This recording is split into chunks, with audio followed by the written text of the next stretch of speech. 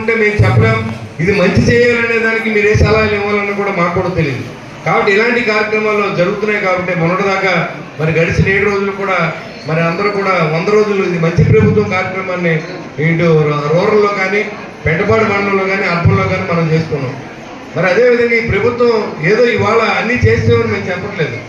ఏదైతే మాట 6 ప్యాక్లో మాట ఇచ్చారో చంద్రబాబు గారు దాంట్లో ఒకటొకటిగా చేసుకుని రాగలుగుతున్నారు. ఎందుకంటే జీతాలు ఇవ్వలేని పరిస్థితి, పెన్షన్లు ఇవ్వలేని పరిస్థితి, అసలు ఏ బిల్లులు రాకుండా ఉన్న పరిస్థితి. పల్లెటూరు చూసుకుంటే మరి ఎదురు చూపులు అనమాట. ఎప్పుడైనా మా గ్రామం బాగుపడతా, నేను సర్పంచ్గా నన్ను గెలిపించారు, నేను ఏమి చేయలేకపోతున్నాను మనోవేదన చెందినటువంటి రాజకీయ నాయకులు మనం చూసాం. ఇవాళ మీరు గడిచిన 5 సంవత్సరాల్లో మీకు ఒక రోడ్ లేదు, ఒక డ్రైన్ లేదు, నిత్యావసరంగా వాళ్ళకి అవసరమైనటువంటి మౌలిక సదుపాయాలు మీరు ఎప్పుడు కూడా కల్పించలేకపోయారు. ఈరోజు మీరు ఈ ఉమ్మడి డబుల్ ఇంజిన్ సర్కార్ని మీరు ఎన్నుకున్నారు. మోడీ గారి సహకారం ఏదైనా ఉందంటే ఇవాళ ఈ 4,000 ఇవ్వగలుగుతూ ఉంటే మన రాష్ట్ర ఆర్థిక పరిస్థితి బాగుపోయినప్పుడు కూడా మరి ఇది మన ఎన్డీఏ కూటమిలో ఉన్న రాష్ట్రంగా గుర్తించి మోడీ గారు ఆంధ్ర రాష్ట్రాన్ని కూడా ఎంపిక చేయడం జరిగింది. ఈ ప్రాంతాల్లో కూడా ఆర్ఫన్స్ ఎక్కువ ఉన్నారు, వాళ్ళందరికీ కూడా మనం ఆదుకోవాలని చెప్పి ఇది బడ్జెట్ మిగిలిపోతుంది కదా, డబ్బులు ఇవ్వకపోతే లోన్ పెట్టుకోలేదు జగన్మోహన్ రెడ్డి లాగా. కేంద్ర ప్రభుత్వం నుంచి వచ్చిన ప్రతి రూపాయిని ప్రజలకు చెల్లిస్తున్న ప్రభుత్వం ఇది. ఇవాళ 15th ఫైనాన్స్ వచ్చింది.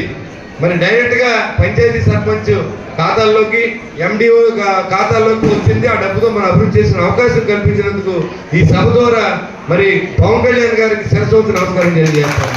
ఎందుకంటే మొదటిదాకా జ్ఞానం లేని మంత్రులు, జ్ఞానం లేని ముఖ్యమంత్రిని మనం చూసాం. అయ్యో పల్లెటూరులు ఎలా బాగుపడతాయి, ఒక రోడ్ లేదు, మంచినీళ్ళు ఇవ్వలేకపోతూ ఉన్నారు, డ్రైన్లు కట్టలేకపోతూ ఉన్నారు, నెగ్గిన సర్పంచ్ విధులు లేవు, చేయాలంటే నిధులు లేవు. మీరు ఉద్యోగులతో సంఖ్య పెంచుకుంటూ వెళ్ళిపోయారు, ఆర్థిక భారాన్ని పెంచుకుంటూ వెళ్ళిపోయారు. మరి ఈ రాష్ట్రం ఏ రకంగా ముందుకు పోతా ఉంది, ఏ రకంగా జీతాలు ఇవ్వాలి, చేసి పని ఏంటి, దీనికి నిధులయ్యి అనే ఆలోచన లేకుండా పనికి మన సలహాదారులు పెట్టుకొని మొత్తం రాష్ట్రాన్ని లూటీ చేసి దాదాపు కోట్లాది రూపాయలని మన జీతాల కింద ఇచ్చే సందర్భం. ఇవాళ ఒక సలహాదారుడి జీతం దాదాపుగా 5 లక్షల రూపాయలు, ఒక బంగ్లా, ఒక కారు, ఒక గన్మ్యాన్. ఎంత అవుతుందండి ఒక సలహాదారుడికి? వాళ్ళకి ఇచ్చి డబ్బులు పెడితే ఒక ప్రాంతం అంతా అభివృద్ధి. దాన్ని మానేసి 60 మంది సలహాదారులు 18 కోట్ల రూపాయల జీతాలు. ఎవరు బాబు సొమ్మని మీరు దానదత్తం చేశారో చెప్పాల్సిన అవసరం ఉంది. ఇంకా సిగ్గు లేకుండా నువ్వు మళ్ళీ బయటకు వచ్చి మాట్లాడుతున్నాడు, ముఖ్యమంత్రిని తిడతా ఉన్నాడు. తిరుమలకి డిక్లరేషన్ చేసి ఏ గుళ్ళు అయినా సరే హిందూ దేవాలయాల్లోకి ఇతర మతస్థులు వెళ్ళినప్పుడు డిక్లరేషన్ ఇవ్వాలి. మీరు అదే అంటారు, మీరు పవిత్రమైనటువంటి మరి ముస్లింస్ వెళ్ళేటువంటి మక్కాకి కనుక మనం వెళ్తే రాళ్ళతో కొట్టి చంపేస్తారు. బయట మతస్థుల్ని మిమ్మల్ని ఆ ప్రాంతంలో తిరగనివ్వరు, ఒక ముస్లింస్ మాత్రం అర్హత ఉండదు. మరి అలాంటిది హిందువులకి ఏమైందని కూడా ఆలోచన చేయకుండా మీరు డిక్లరేషన్ అడిగితే ఇక్కడికి వచ్చి క్రిస్టియన్ అంటాం, అక్కడికి వచ్చేమో మళ్ళీ మేమేమో హిందువులు అంటాం. మరి ఇలాంటి మనుషులు మనం ఎక్కడ చూసుండవు. నువ్వు నెయ్యిలో ఇవాళ లడ్డూ తినండి, 5 సంవత్సరాల కింద లడ్డూ తినండి, మరి ఆ లడ్డూల పరిస్థితి ఎలా ఉందో మీకే అర్థమవుతుంది. మరి ఇలాంటి పరిపాలన చేసి 5 సంవత్సరాలు ఈ రాష్ట్రాన్ని అంధకారంలోకి వెళ్ళినటువంటి ఆ ముఖ్యమంత్రిని మన ఇంటికి పంపించుకున్నాం. ఇవాళ మంచి ముఖ్యమంత్రిని, మంచి ప్రభుత్వాన్ని ఎన్నుకున్నాం. మనందరికీ మంచి జరగాలి, మనతో పాటు ప్రభుత్వం బాగుండాలి, ప్రభుత్వానికి నిధులు రావాలి, అన్ని రోడ్లు మనం పునర్నిర్మాణం చేసుకోవాలి. ఏదైతే నిశ్చేజమైనటువంటి పరిపాలన మళ్ళీ గాలిలో పడే విధంగా చంద్రబాబు గారు చేసే ప్రయత్నానికి మీకు సహకారం అందిస్తూ మరొకసారి ఆయన మరి ముఖ్యమంత్రిగా చేసుకుంటే తప్ప ఈ రాష్ట్రం మళ్ళీ బాగుపడే పరిస్థితి అయితే లేదు. ఎందుకంటే ఎక్కడ డబ్బు లేదు. ఇప్పుడు మున్సిపాలిటీలో డబ్బు లేదు, అక్కడ డబ్బు చూపిస్తూ ఉంటుంది. 20 కోట్లు ఉందండి, మనం టెండర్ పిలుస్తాం, దాంట్లో చూస్తే ₹1 బిల్లు రాదు.